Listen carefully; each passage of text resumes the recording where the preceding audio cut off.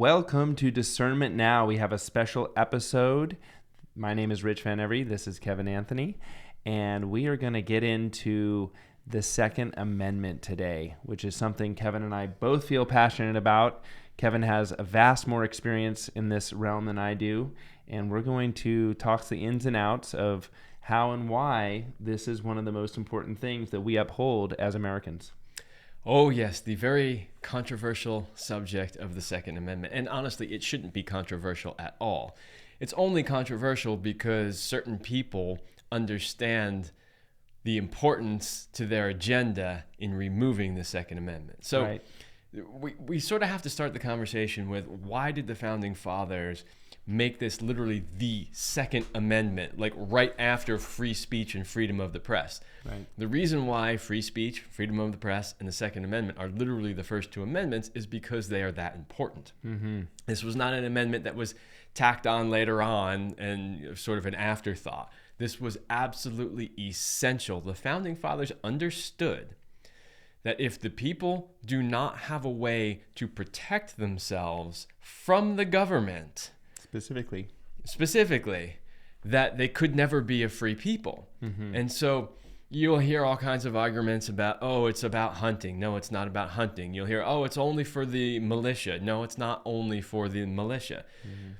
If you read any of the Federalist Papers, these were writings that were written in support of adopting the Constitution. The Founding Fathers would say things like, hey, this is so that, and I'm not going to quote it exactly right, but I think it was Jefferson. I may be off on that one. It's been a while since I've read this one of the Federalist Papers. But anyway, the point is that he basically said that it's not if, but when the government would sort of overstep its bounds and be a threat to the people. And so therefore the people needed to be able to overthrow the government, and that the Second Amendment was the means by which you could preserve a way for the people to do that. So they also, of course, said it was to for self-defense. They also said it was to protect property, which is something that these days, if somebody comes to your door or comes down to your property and tries to steal your car, at least in this state anyway, you can't go out there and shoot them or even fire a warning shot. You just have to watch them steal your car because it's illegal, right?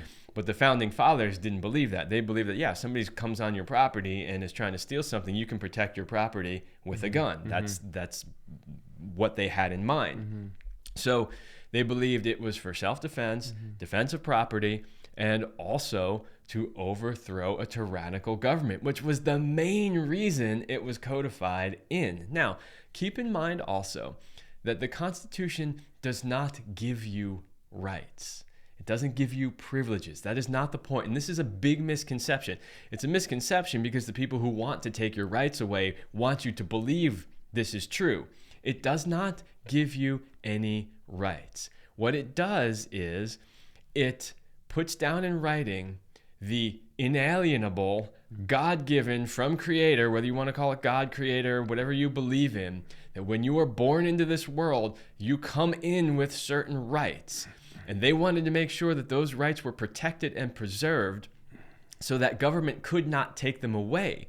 The whole point of the Constitution is to chain the government down and restrict its ability to overstep its bounds and take away your natural God-given rights. That's the point. And so they believed that you, by nature, have a right to defend yourself and overthrow any tyrannical government, and they wanted to preserve that, right? So it's like, in nature, every animal has some way of protecting itself, whether it's a skunk that shoots a nasty smell, a lion or tiger that has claws and teeth, a porcupine that has spines. Nobody tells a porcupine you can't own those spines, right? So we as humans, we don't actually really have any way of protecting ourselves other than running and maybe climbing a tree. But what we have is our intellect. And with our intellect, we design tools to be able to defend and protect ourselves. In the early days, it would be a spear, Maybe then it evolved into a bow, Right. and then eventually into guns. But the point is we have every right to defend and protect ourselves just like everything else in nature does. And the founding fathers wanted that codified, and they wanted to restrain the government from being able to take that away from you. That is the point of the Constitution and the Second Amendment. Right. So, as I'm sure you've heard over the decades, there's a lot of argument to how and why, America has these mass shootings, and the way in which statistics have been weaponized against this movement to have good, honest, responsible gun owners give up their arms when that would never happen to the criminals, right? That would never happen for people in government who have security. It's such a messy, slippery slope that they try and slide so many different arguments in on us. Yeah, so let's be clear here. We're not going to dance around it. The government wants to take away your guns. No matter how much they say they don't, that's not what we're trying to do. We just want to make it safe. It's for the children. No, they want to take away your guns. It's that simple. And, we have to thank Beto O'Rourke, as dumb as he is, for actually coming out in an election cycle and saying, hell yeah, we're going to take away your AR-16s and your AK-87s. Like, he couldn't even say it properly. He didn't even know what they actually were. But he outright said, yes, we're going to take those away. So the agenda's been exposed. We know exactly what they're trying to do. Why do they want to do that? Well, because they want to control you, and they know that they can't control you. If you have no way to overthrow their tyrannical rule, you're screwed. Right. You're stuck. Yeah. Just like most of the rest of the world. Right. I mean, look what's happening in China right now. There's an active genocide happening in China right now where they're rounding people up and putting them in camps and murdering them, right? This is going on, whether you are aware of it or not. Why is it going on? Because people cannot stop it. They can't defend themselves, right? So that's really the point. So they understand this, and they know that the only way they're ever going to get total control over this country is if they disarm it. I don't have the list in front of me. You can go look it up on the internet. It's been around for a long time. Somebody put together a list of every country throughout history where they enacted gun control, and then within a few short years, what type of atrocity or genocide happened. It is a very long list. Country after country after country. They banned guns in this year.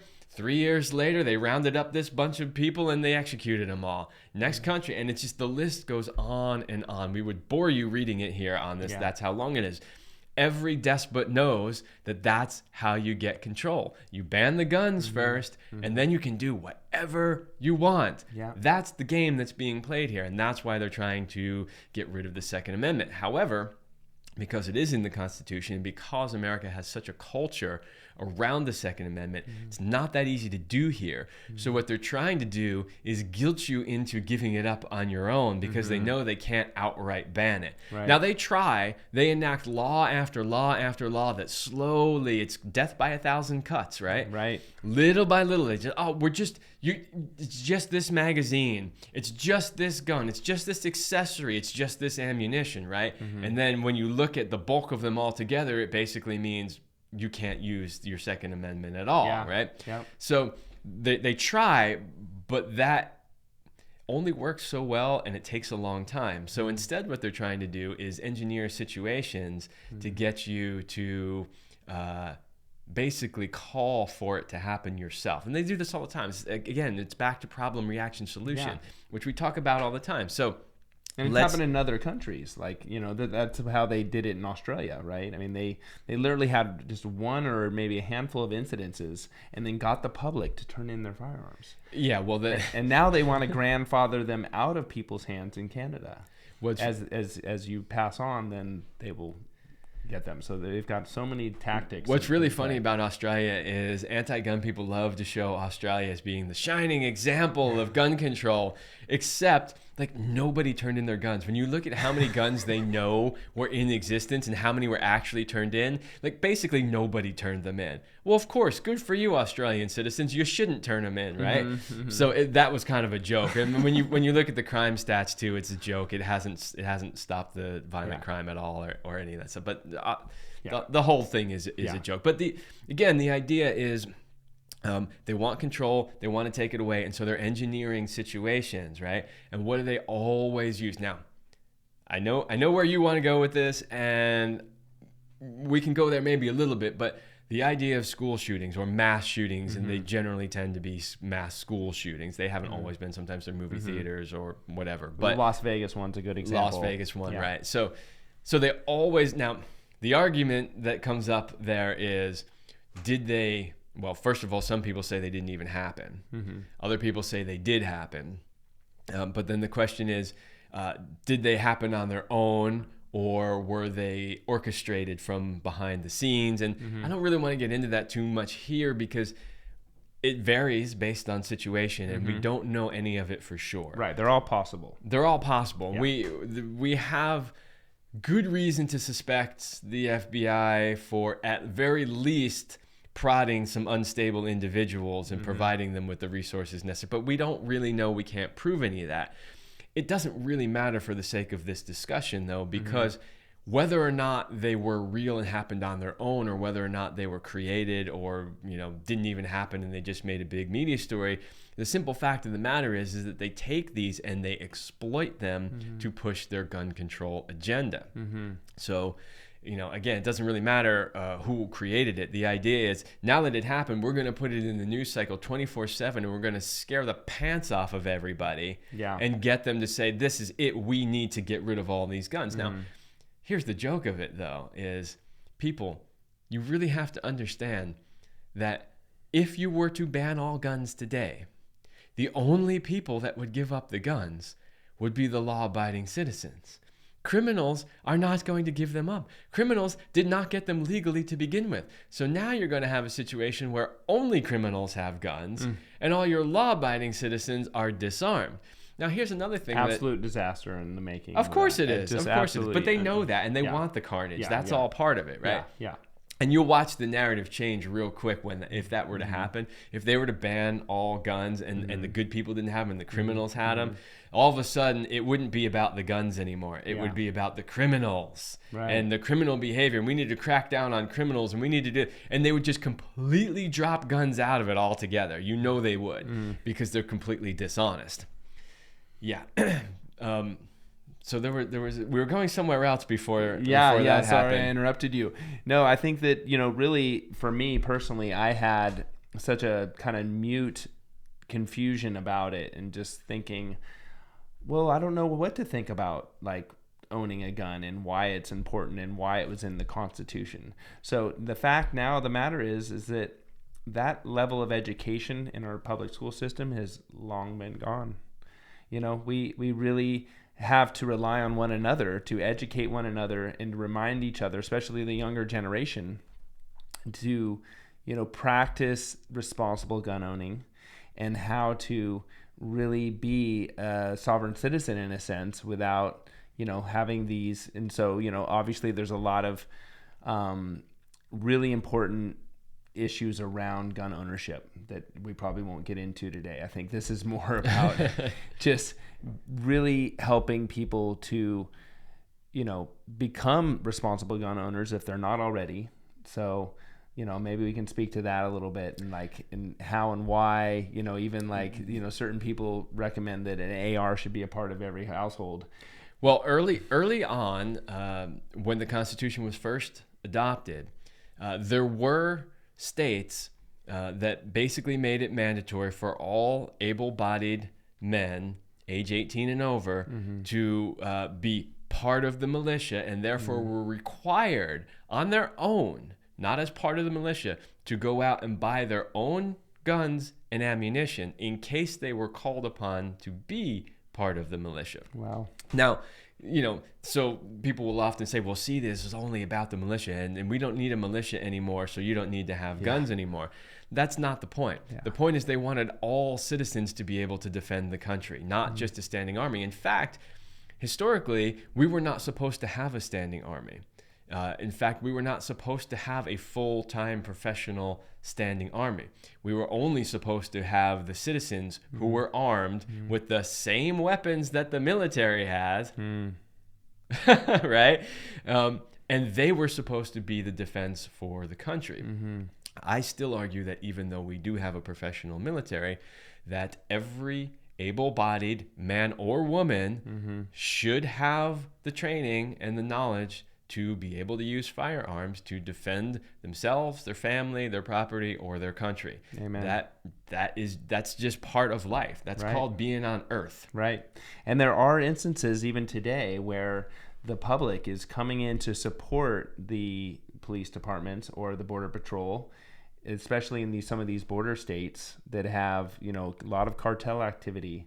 Well, the mainstream media will say they're vigilantes. These vigilantes showing up on the border with their guns, and this is terrible, and we need to stop this. Well, hey, government, if you were doing your job to begin with and actually securing our borders the way every other country does, then citizens wouldn't have to go down there and do that. I find that it's hysterical that you'll give billions of dollars to, say, a country like Ukraine or Israel for them to build a border wall against their enemies, but you'll defund our own border wall. Yeah. Ooh, did I say that out loud? Yeah. Controversial border wall. Yeah. I must be a Trump supporter. No, I just care about the integrity of the country and stopping human trafficking and drug smuggling and all the other illegal activities that are basically flooding our borders. Right. And it's a real crying shame that, the media will maybe purposely or not purposely. I mean, I know Tucker Carlson covered an important story recently where an 80-year-old man had an illegal alien come onto his property and virtually felt threatened enough to shoot him and was charged with, second-degree murder.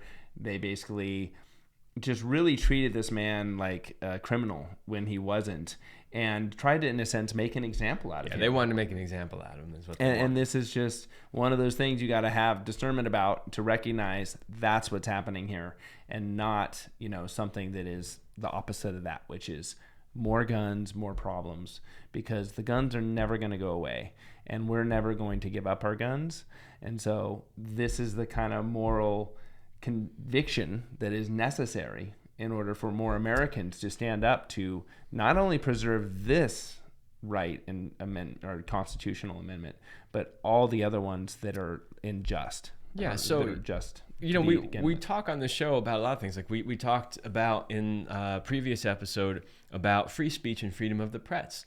You can't be a free people if you are not free to say what needs to be said. And, some people say, oh, well, you're allowed to say what you need to say, but we're stopping misinformation. Well, who decides what's misinformation? If the government is the one deciding, then you don't have free speech, right? Right. So these things are really important. You've got to have free speech if you want to be a free people. You got to have a way to basically overthrow your government if they become tyrannical, or you're not a free people. If the people don't get to decide who and what their government is, then you're not free. You're being ruled by your government, right? So these things are critically important. So maybe you could enlighten us a little bit on how much the laws vary from state to state. And because we live in California, and it is perhaps the most strict of all the states. It's one of the most strict. New York, California, New Jersey, probably the three most strict. Hawaii also is a really big one. And in light of that, we have some judges and some rulings that are giving us hope that there is a bit of a battle taking place here to hopefully preserve or offset or delay some of the continued restrictions they so I mean, if we're going to be talking about the laws and how they differ from state to state, then we have to have a discussion about the original intention, right? Because the laws, like we talked about before, is death by 1,000 cuts, right? And so they're trying to nitpick and take a little piece and say, you can't do this and you can't do that and you can't do this. So really simply, the Second Amendment says the right to keep and bear arms. Keep, what does keep mean? Keep in this context means possess. So the right to possess arms, what does arms mean? Arms mean anything, any basic weapon you should have the right to. So in their day, they were referring to muskets and pistols and swords and whatever else would be commonly used as arms. So you have the right to possess any commonly used arms. But then there's that word bear. What does bear mean in this context? And in this context, it means to carry. So you have the right to possess common arms and to carry them. So not only, and so they've tried to argue for decades now that meant only in the home. No, it doesn't mean only in the home. It means carry them with you wherever you go, right? So that's the intention behind the original Second Amendment. You had the right to have the same types of weapons that the military had, and you had the right to carry them with you wherever, use them for self-defense, defense of personal property, or to potentially overthrow a tyrannical government. Right. That's what you're supposed to have. Those are the rights that are come to you from Creator that the Constitution is attempting to protect. Right.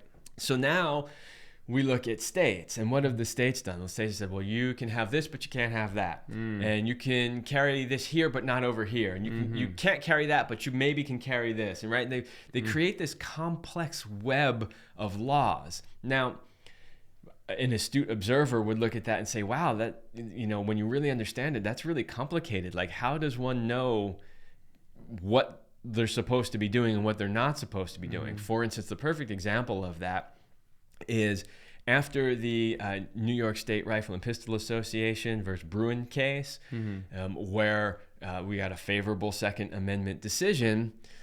It basically said that states couldn't deny people concealed carry licenses. They couldn't put like stupid rules in place, requirements that just make it impossible to get.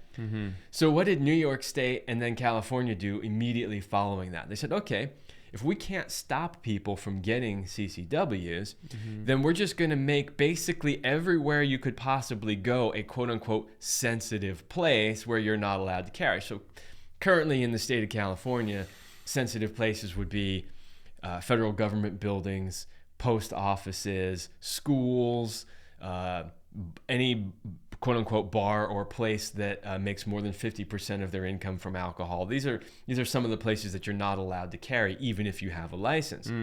Well, California decided, okay, well, what we're going to do is we're going to make it this place, this place, this place, and this place. And they added a ton of different places to the list. And then they took it even further and said, it's not just the place, but also the parking lot of the place.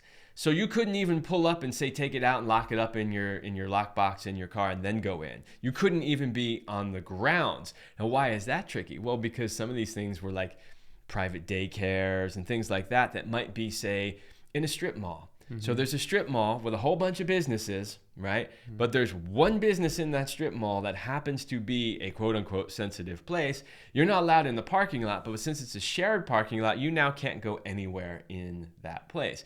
And so that's what they did. They made a patchwork that basically made it that if you were to get in your car and just drive across town from point A to point B, you would have crossed a bunch of places you're not legally allowed to carry, which means you basically just can't carry without potentially breaking the law unknowingly and then getting in trouble.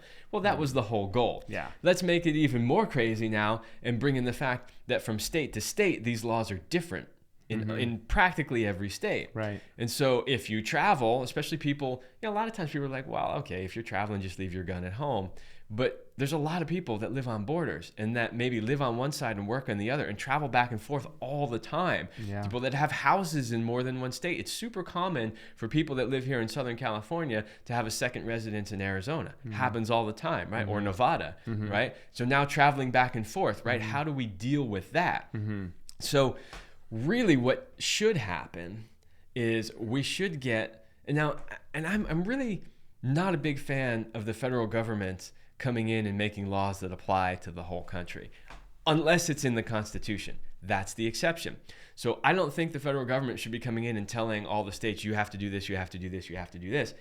But when there is a right that is guaranteed in the Constitution, that's where the federal government needs to step in and say, every state needs to have the same CCW policy, the same open carry policy, the same, whatever policy that's related to the Second Amendment.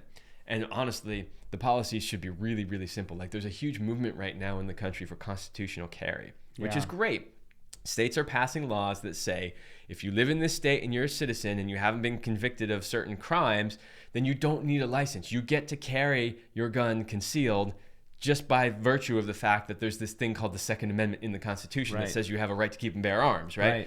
which is how it should be. Now, the federal government needs to make that federal law and binding on all states. And that would really simplify things and make things a lot easier for people.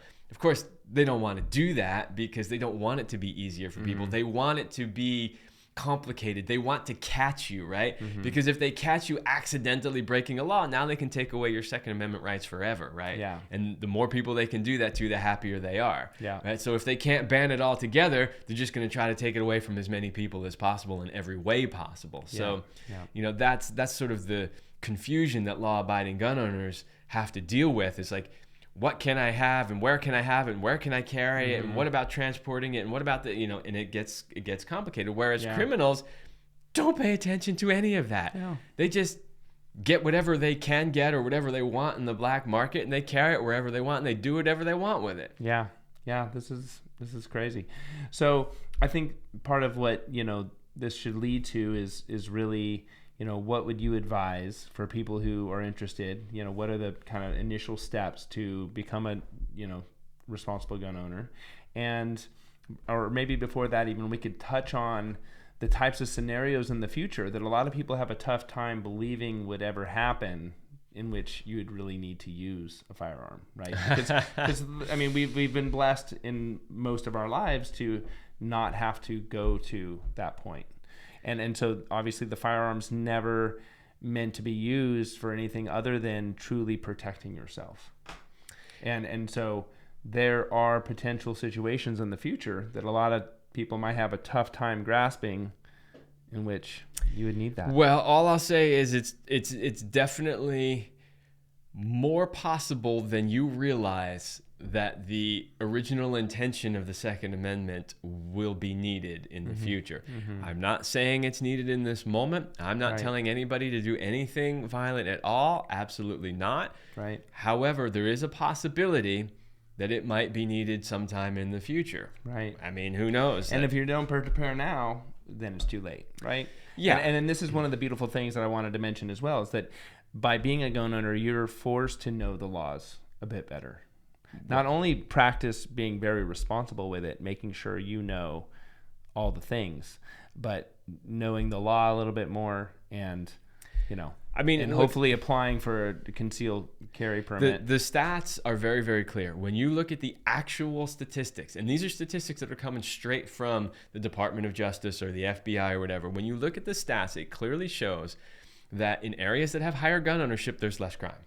Just flat out. Why? They've actually done surveys too, where they've gone into prisons and they have interviewed criminals who were convicted of violent crimes and asked them outright, if you knew that this home was a gun owner, would you break into it? And they're like, absolutely not, because I'd probably get shot, right? They know this.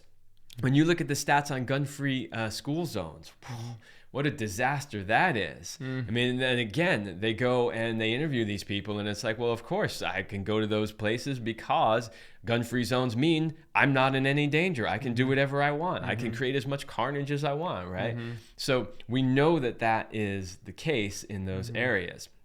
So why is that important? Well, it's important because if more people were educated, trained properly, and owned firearms, you would see a decrease in crime. The statistics show it. It is clear as day. It's not maybe it will happen. It does happen, and the stats clearly show it. So my recommendation is everybody, every household should have at least one gun. The members of that household should be adequately trained in how to use it. And just because you took a class once does not mean you're adequately trained. You have to practice. So every once in a while, you got to take it out to the range and you got to go get some range time in. Right. Practicing the mechanics, practicing good technique, all of that stuff. And yes, also, you have to know the laws and the rules regarding when you can and can't use them and how to use it responsibly. In my opinion, that really is the duty of every single American. Right. If it were up to me, I'd say, yeah, we should have rules that say every able-bodied American needs to own one and know how to use it. Yeah. Absolutely. It's just common sense. We live in a dangerous world, and therefore we need to prepare for it. And, people will go crazy and be like, oh, that's just paranoid, or you own a fire extinguisher in your house, right? You don't expect there to be a fire. You have insurance, right? On your car, on your house, on your life, on your loved ones, right? On everything. It's not because you actually think something's going to happen, but you're prepared just in case it does happen. Right. And it's the same thing here. Yeah. So this just stresses the importance of people who can get involved in local government and work from the bottom up to help reestablish, law and order really in our local, state, and hopefully federal government in the future is imperative. This is the process that we, the people, need to get engaged and involved and not leave it up to somebody else to babysit us or police us when really we need to all be looking out for each other. And I think your shirt you're wearing today really sums it up beautifully, Kev. Why don't you make sure we see that? I got to move the mic out of the way. Yeah, let's see. Peace, love, and hollow points. And so for those that don't know what hollow points are, Kevin, why don't you give us a little rundown?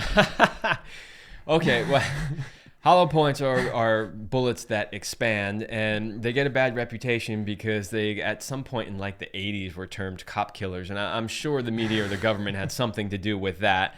It has nothing to do with that whatsoever. No. What people don't realize actually is that in a self-defense scenario, hollow points are actually safer to use than standard ammunition. Why?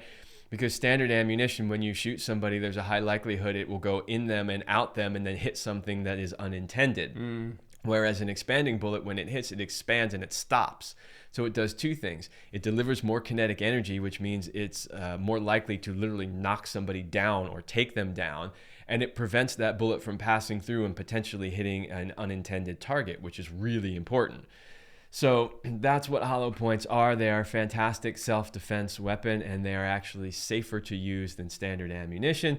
And the shirt says peace, love, and hollow points because, we should be all about peace and love. And also, we should know that if we have to, if it ever comes to that, if somebody forces us in a self-defense scenario or otherwise, we have the tools and the skills necessary to defend ourselves, defend our loved ones, and defend our country. Yeah.